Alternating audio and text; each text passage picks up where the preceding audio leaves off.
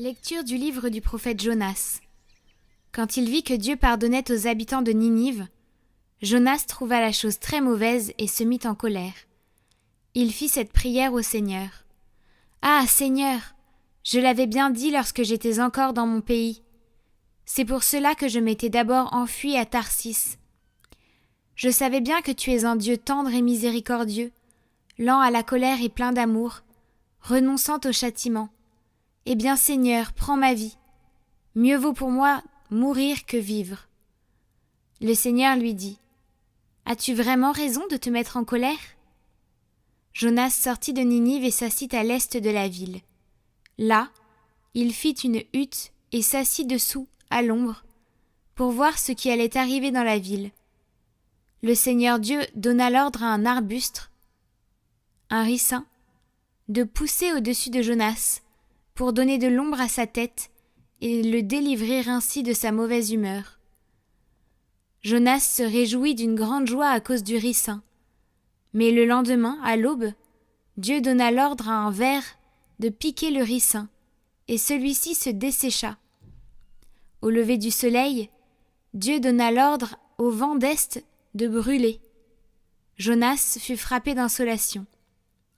Se sentant défaillir, il demanda la mort et ajouta : « Mieux vaut pour moi mourir que vivre. » Dieu dit à Jonas : « As-tu vraiment raison de te mettre en colère au sujet de ce ricin ? » Il répondit : « Oui, j'ai bien raison de me mettre en colère jusqu'à souhaiter la mort. » Le Seigneur répliqua : « Toi, tu as pitié de ce ricin, qui ne t'a coûté aucun travail et que tu n'as pas fait grandir, qui a poussé en une nuit, et en une nuit a disparu.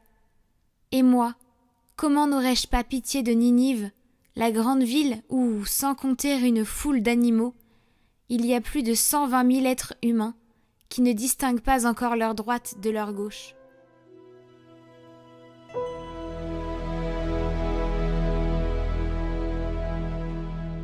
Toi, Seigneur, Dieu de tendresse et de pitié, prends pitié de moi, Seigneur, toi que j'appelle chaque jour. Seigneur, réjouis ton serviteur, vers toi j'élève mon âme.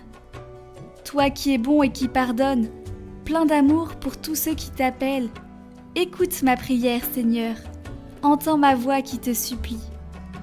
Toutes les nations que tu as faites viendront se prosterner devant toi et rendre gloire à ton nom, Seigneur. Car tu es grand et tu fais des merveilles, toi, Dieu, le seul.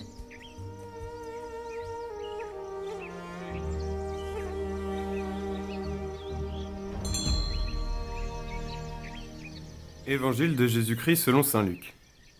Il arriva que Jésus, en un certain lieu, était en prière. Quand il eut terminé, un de ses disciples lui demanda : « Seigneur, apprends-nous à prier, comme Jean le Baptiste, lui aussi, l'a appris à ses disciples. » Il leur répondit : « Quand vous priez, dites : Père, que ton nom soit sanctifié, que ton règne vienne. Donne-nous le pain dont nous avons besoin pour chaque jour. Pardonne-nous nos péchés, car nous-mêmes nous pardonnons aussi à tous ceux qui ont des torts envers nous.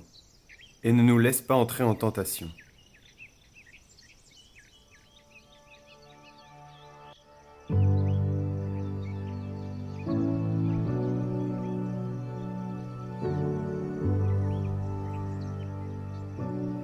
Dans la prière du Seigneur, dans le Notre Père, nous demandons le pain quotidien dans lequel nous voyons une référence particulière au pain eucharistique dont nous avons besoin pour vivre en tant qu'enfants de Dieu. Nous demandons également la remise de nos dettes. Et pour être dignes de recevoir le pardon de Dieu, nous nous engageons à pardonner à ceux qui nous ont offensés. Et ce n'est pas facile. Pardonner à ceux qui nous ont offensés n'est pas facile. C'est une grâce que nous devons demander. Seigneur, apprends-moi à pardonner comme tu m'as pardonné. C'est une grâce.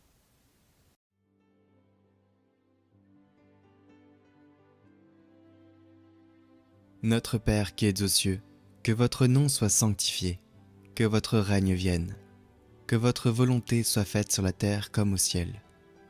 Donnez-nous aujourd'hui notre pain de ce jour. Pardonnez-nous nos offenses, comme nous pardonnons aussi à ceux qui nous ont offensés. Et ne nous laissez pas entrer en tentation, mais délivrez-nous du mal. Amen.